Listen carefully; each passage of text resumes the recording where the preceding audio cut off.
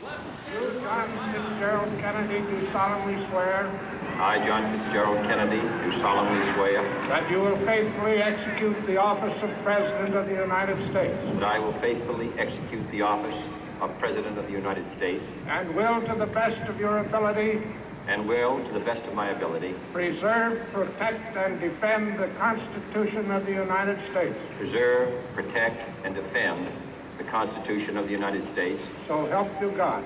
So help me God.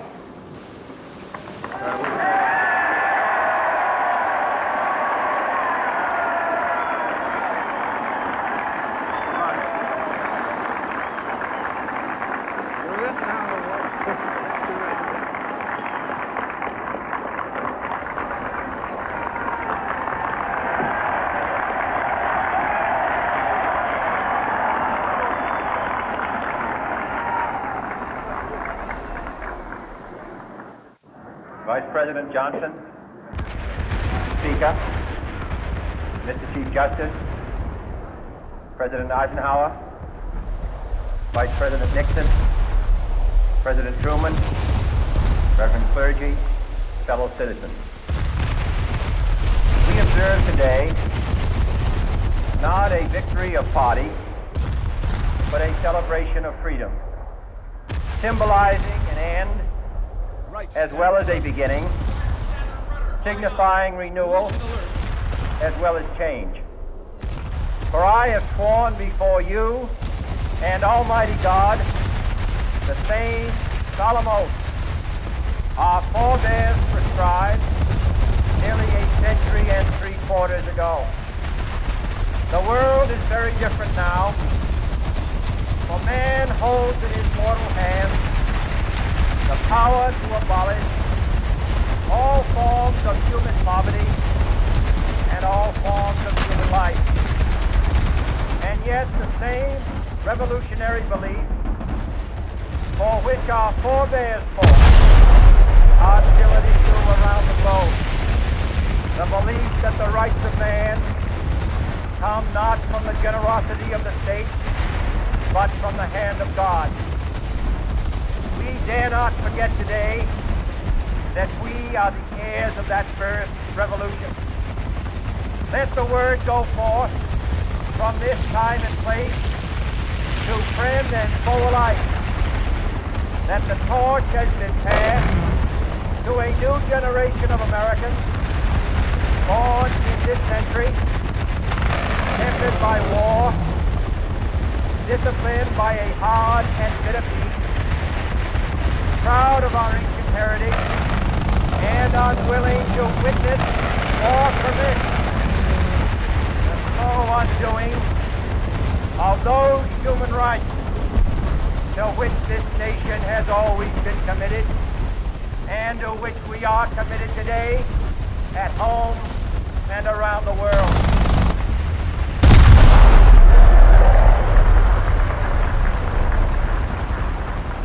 Let every nation know, whether it wishes us well or ill, that we shall pay any price, bear any burden, meet any hardship, support any friend, oppose any foe, to assure the survival and the success of liberty.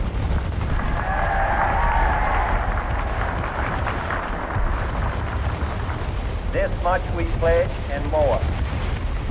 To those old allies whose cultural and spiritual origins we share, we pledge the loyalty of faithful friends. United, there is little we cannot do in a host of cooperative ventures. Divided, there is little we can do, for we dare not meet a powerful challenge at odds and split asunder. To those new states whom we welcome to the ranks of the free, we pledge our word that one form of colonial control shall not have passed away, merely to be replaced by a far more iron tyranny.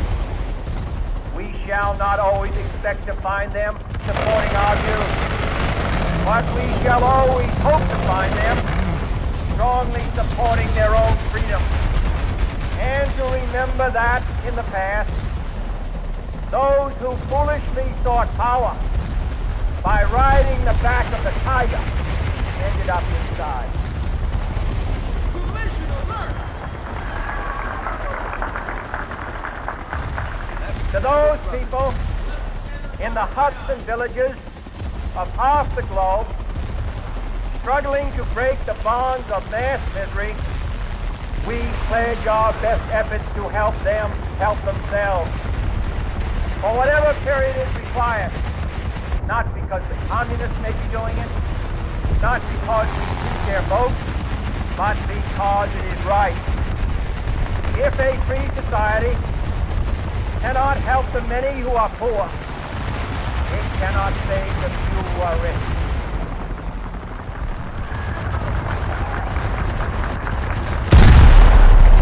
To our sister republic, south of our border, we offer a special pledge to convert our good words into good deeds.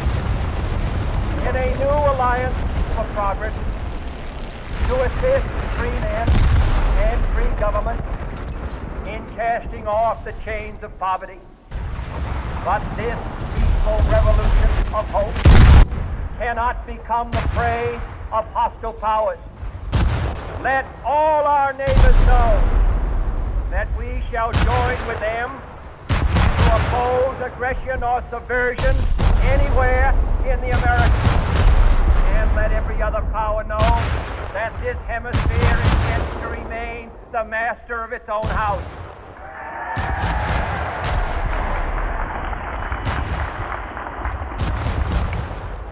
To that World Assembly of Sovereign States, the United Nations, our last best hope, in an age where the instruments of war have far outpaced the instruments of peace, we renew our pledge of support to prevent it from becoming merely a forum for invective, to strengthen its shield of the new and the weak, and to enlarge the area in which its grit may run.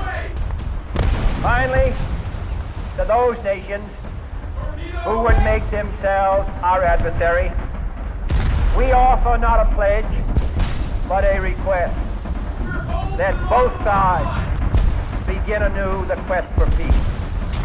Before the dark powers of destruction, unleashed by science, engulf all humanity in planned or accidental self-destruction. We dare not tempt them with weakness, for only when our arms are sufficient beyond doubt can we be certain beyond doubt that they will never be employed.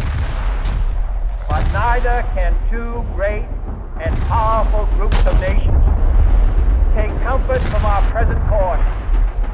Both sides overburdened by the cost of modern weapons, both rightly alarmed by the steady spread of the deadly atom, yet both racing to alter that uncertain balance of terror that stays the hand of mankind's final war.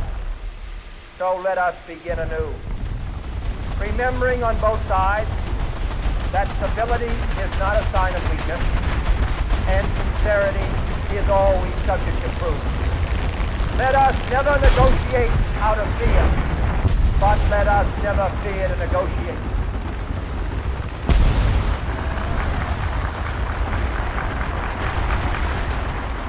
Let both sides explore what problems unite us, instead of belaboring those problems which divide us. Let both sides, for the first time, formulate serious and precise proposals for the inspection and control of arms, and bring the absolute power to destroy other nations under the absolute control of all nations.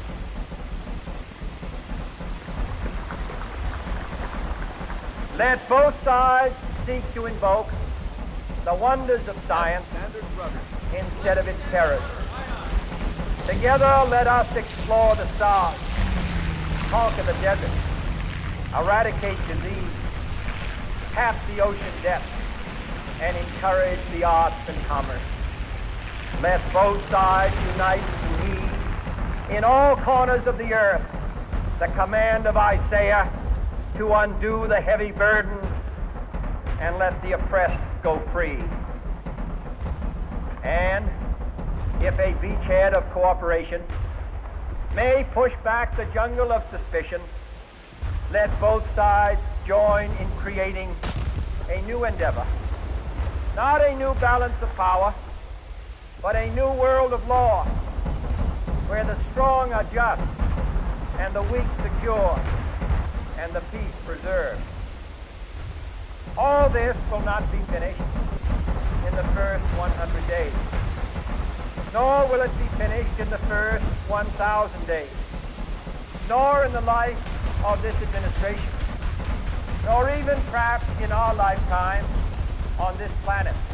But let us begin.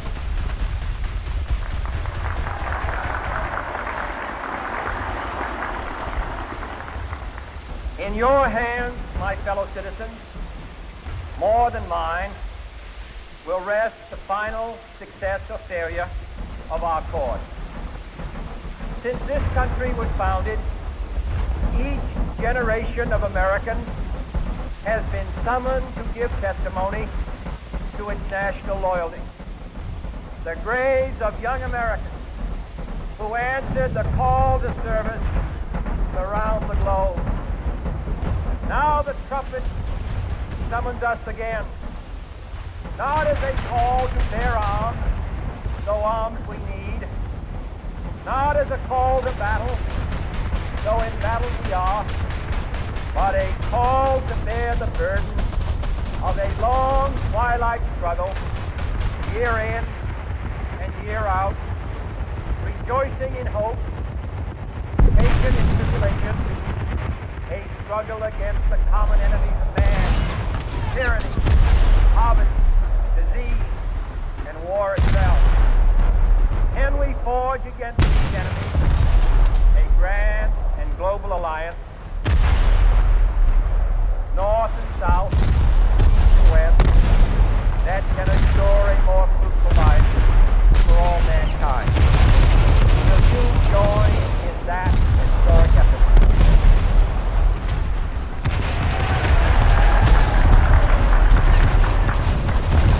In the long history of the world, only a few generations have been granted the role of defending freedom in an hour of maximum danger. I do not shrink from this responsibility. I welcome it.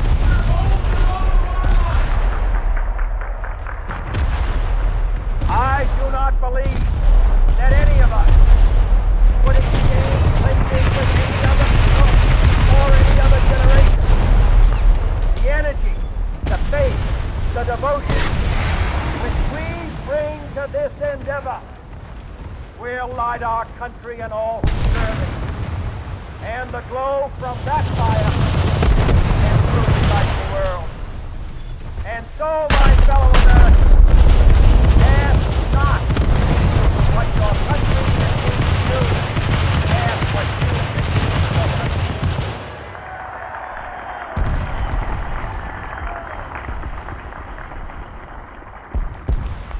My fellow citizens of the world, ask not what America will do for you, but what together we can do for the freedom of man.